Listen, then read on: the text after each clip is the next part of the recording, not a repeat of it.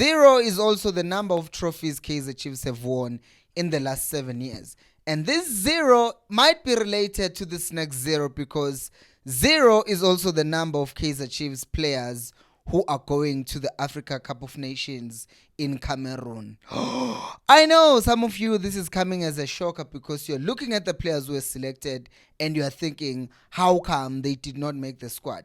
We'll talk about that, and we'll also talk about some other players, Kaizer Chiefs players, that is, who some people think should have been selected for this final squad but were not, and what I actually think about those certain individuals. Hello and welcome to Coast Nation Fan TV. I am Pelo, I am your host, and this is where fans meet and talk about Kaizer Chiefs. Amakosi Football Club. So when Hugo Bruce selected his preliminary squad, he had 50 players and he had 3 Kaizer Chiefs players, and those were Kevin Msimango, Bruce Bvuma, and Ox. Now, who was selected? 0. No one out of those 3. And I actually think out of those 3, Ox would have been selected to go to Cameroon. But then last week, Ox, during practice, he rolled his ankle and then it was out. And then that was basically it with him. And now he's not a make show. He's not like, they are not sure about him being ready for Afcon. So because of that, he's not been selected. But then again, you would think there might have still have been a possibility of him not getting selected, because when Bruce was calling up Ox to Bafana, he was calling him up based on the performances that he had or that he gave at Stellenbosch, or that's what people are saying anyways, because when he came to Kaizer Chiefs, he hasn't really set the place on fire with his performances. He's been good. He's not been the great, but he's been good. And I think that also comes down to how Kaizer Chiefs are playing in general, because you take a player who was such an important and pivotal player for Stellenbosch, and then at Kaizer Chiefs, now people started saying things like his average after the game of Orlando Pirates. And that tells you how bad we are in integrating new players to Kaizer Chiefs, and how bad of a situation, or in how bad the situation that we're in general. Because if every player that we bring to our team ends up looking average, then that leaves a lot of questions about Kaizer Chiefs, because how can the Ox that we're singing praises for over a year come to Kaizer Chiefs and not look that great? But with him, I will just say his main problem has been the fact that he just got injured last week, and I think without that injury, then Ox would have gone, because in recent games as well, we saw that Bruce would take out his toll and bring on Ox, so it's clear that he was somewhere there in his plans and is a player that Bruce does trust. Now, let's talk about the other player who was dropped, and that is Kevin Msimango. And I know a lot of people will jump and say, no, Msimango should have been picked. And I kind of sort of agree, but I also understand where Coach Hugo Bruce is coming from. Why am I saying that? Because Kevin Msimango played for Kaizer Chiefs. We came in and we're like, okay, yeah, we have Kevin Msimango. But then somewhere during the season, he got dropped for Njabulo Ngcobo because he started making mistakes. There is Kevin Msimango.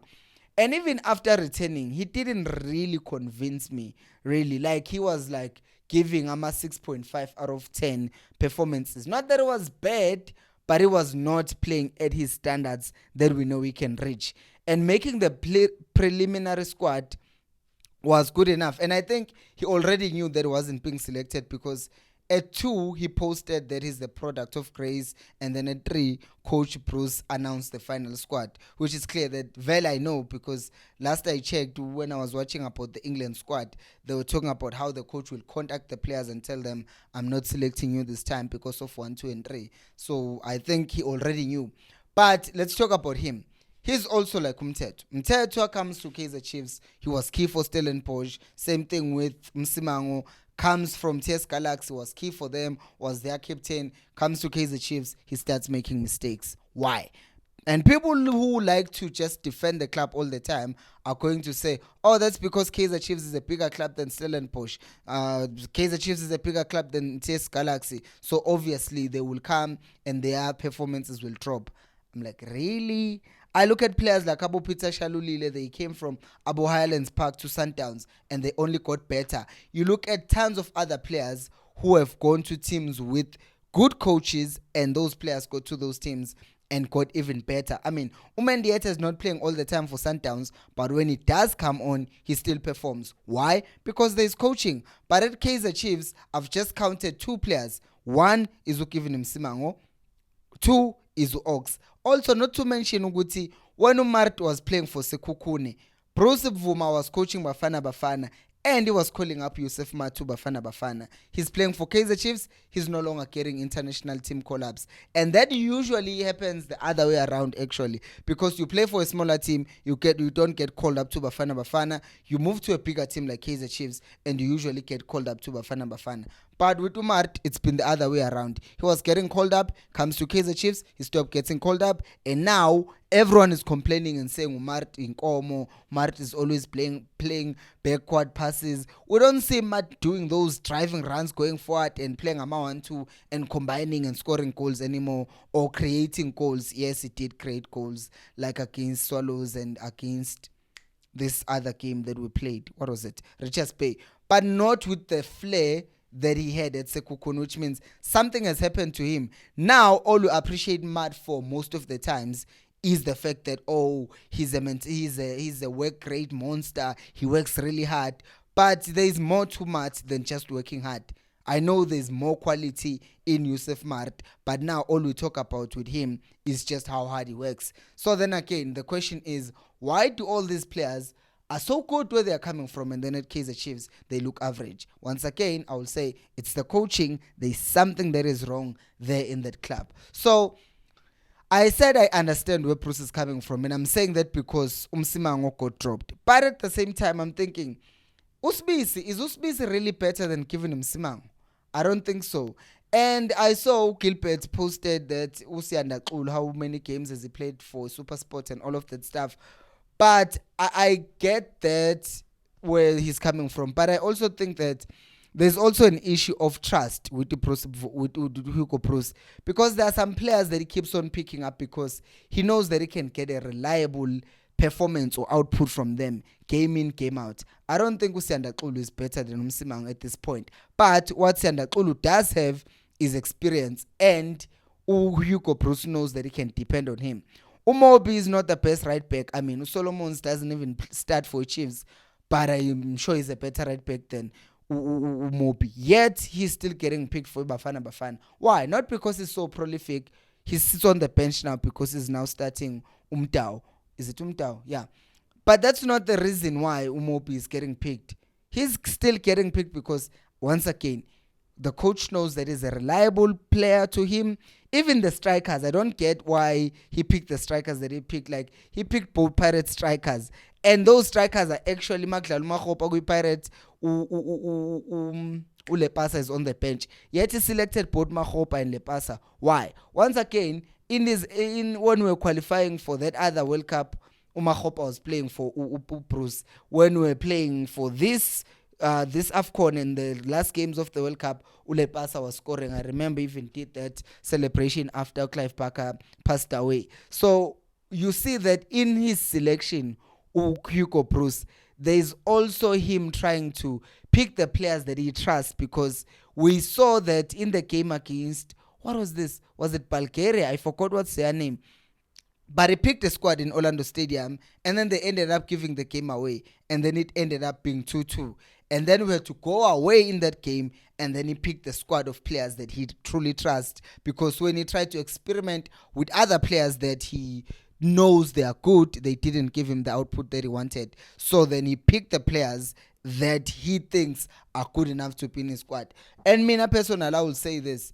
I would rather have a coach fail with his most trusted players rather than him failing. Let's say he selected Utupri, and then Utupri goes there, he misses 2 opportunities, and we are losing 1-0, and with those opportunities we could have won and went to the next stage of the tournament, and we don't go, and it's because of Dupri missing and knowing very well that Bruce trusted he didn't fully trust Dupree, because we know that other time when Dupree missed that chance, he did say, I know players that I will never call back to the national team. And we know that he was referring to Ashley Dupree. So let him pick the players that he wants, because at the end of the day, he's the one who's going to account and say, I had all the players that I wanted, however, I failed, and that's on him. It's not going to be, oh, Kaizer Chiefs players were there, but this team.